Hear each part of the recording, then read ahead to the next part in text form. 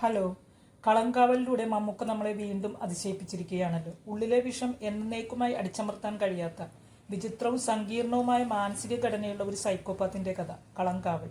സിനിമയുടെ മേക്കിങ്ങിനെ കുറിച്ച് രണ്ടഭിപ്രായമുണ്ടെങ്കിലും മമ്മൂട്ടി അവതരിപ്പിച്ച സ്റ്റാൻലി ദാസ് എന്ന കഥാപാത്രമായുള്ള മമ്മൂക്കയുടെ പ്രകടനത്തെപ്പറ്റി ഒറ്റ അഭിപ്രായമേ ഉള്ളൂ. ആസ് യൂഷ്വൽ ഗംഭീരം.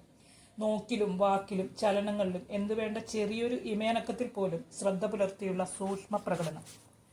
കളങ്കാവലിൽ മമ്മൂക്ക വില്ലനും വിനായകൻ നായകനുമാണെന്നാണ് പറയുന്നത്. എന്തിന്? മമ്മൂക്കയുടെ സ്റ്റാൻലി ദാസ് തന്നെയല്ലേ ഇതിൽ ശ്രദ്ധാ കേന്ദ്രപാത്രമായി വരുന്നത്? അപ്പോൾ നായകൻ അദ്ദേഹം തന്നെയല്ലേ? സിനിമയിൽ നായകൻ സദ്ഗുണ സമ്പന്നനായിരിക്കണം എന്ന പതിവ് രീതിയൊക്കെ മമ്മൂട്ടി സിനിമകളിൽ എന്നേ പൊളിച്ചെഴുതപ്പെട്ടതാണ്. വിധേയനും പലേരിമാണിക്യവും പുഴുവും റോഷാക്കും മുന്നറിയിപ്പും ബ്രഹ്മയുഗവും ഒക്കെ അതിനുദാഹരണങ്ങൾ. മമ്മൂക്ക നെഗറ്റീവ് ക്യാരക്ടേഴ്സിനോട് കൂട്ടുകൂടാൻ തുടങ്ങിയിട്ട് എത്രയോ വർഷങ്ങളായി. ജീവിതത്തോട് അടുത്തു നിൽക്കുന്ന സിനിമകളിൽ സദ്ഗുണസമ്പന്നനായ നായകനും ദുഷ്ടനായ വില്ലനുമില്ല. എല്ലാ മനുഷ്യരിലും നന്മയും തിന്മയും ഉണ്ട്.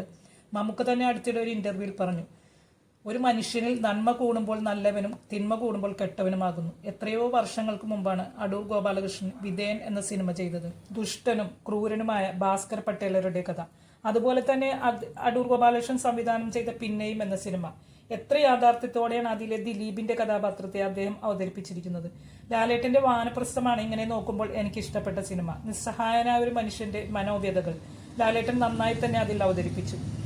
സ്റ്റാർഡം, ഒരു നല്ല നടന് ഒരു സ്റ്റാർഡം ഒരു പ്രശ്നമല്ല. സത്യൻ സിനിമകളിൽ നമുക്കത് കാണാം. അനുഭവങ്ങൾ പാളിച്ചകൾ, കുറ്റവാളി, ത്രിവേണി തുടങ്ങി എത്രയോ സിനിമകളിൽ അദ്ദേഹം വ്യത്യസ്തമായ കഥാപാത്രങ്ങളെ അവതരിപ്പിച്ചു. വാഴ്വ്യമായത്തിലെ അദ്ദേഹത്തിന്റെ കഥാപാത്രം, ഭാര്യയുടെ ജാരനെ കണ്ടുപിടിക്കാൻ കിടപ്പുമുറിയിൽ ഒളിച്ചു നിന്ന ഒരാൾ. അങ്ങനെ നോക്കുമ്പോൾ അഭിനയത്തെ ഗൗരവമായി കാണുന്ന ഒരാൾക്ക് സ്റ്റാർഡമില്ല, പ്രത്യേകമായൊരു ഇമേജുമില്ല. അവിടെ അഭിനേതാവും കഥാപാത്രങ്ങളും മാത്രം. എനിക്ക് ഇതേ ശ്രേണിയിൽ വളരെയധികം ഇഷ്ടമുള്ള നടനാണ് ജഗതി. അദ്ദേഹം നായക നടനെ അവതരിപ്പിക്കാത്തത് കൊണ്ട് മാത്രമാണ് അദ്ദേഹത്തിന് മികച്ച നടനുള്ള അവാർഡുകൾ കിട്ടാതെ പോയത്. അദ്ദേഹം ചെയ്ത കഥാപാത്രങ്ങൾ അത്രയ്ക്കധികം ശ്രദ്ധിക്കപ്പെടാതെ പോയത്. എത്രയധികം വ്യത്യസ്തമായ കഥാപാത്രങ്ങൾ വളരെ വ്യത്യസ്തമായ രീതിയിൽ അദ്ദേഹം അവതരിപ്പിച്ചു. KPS ലളിതയും ഉർവശിയും തിലകനും നെടുമുടി വേണുവും വിജയരാഘവനും ജഗദീഷും ഒന്നും ഇമേജ് നോക്കിയവരല്ല. പക്ഷെ എത്രത്തോളം അവസരങ്ങൾ അവർക്ക് കിട്ടി എന്നുള്ളതും പ്രധാനമാണ്. ഇപ്പോൾ ജഗദീഷിനും വിജയരാഘവനും ഒക്കെ വ്യത്യസ്തമായ വേഷങ്ങൾ കിട്ടിക്കൊണ്ടിരിക്കുന്നു. മലയാള സിനിമ അടിമുടി മാറിക്കൊണ്ടേയിരിക്കുന്നു. നായക പ്രതിനായക സങ്കല്പങ്ങൾ മാറുന്നു. DSRയിൽ പ്രണവ് അവതരിപ്പിച്ച കഥാപാത്രം, എക്കോയിൽ സന്ദീപിന്റെ കഥാപാത്രം, പുത്തൻ ആശയങ്ങളുമായി പുതുതലമുറകൾ വന്നുകൊണ്ടിരിക്കുന്നു.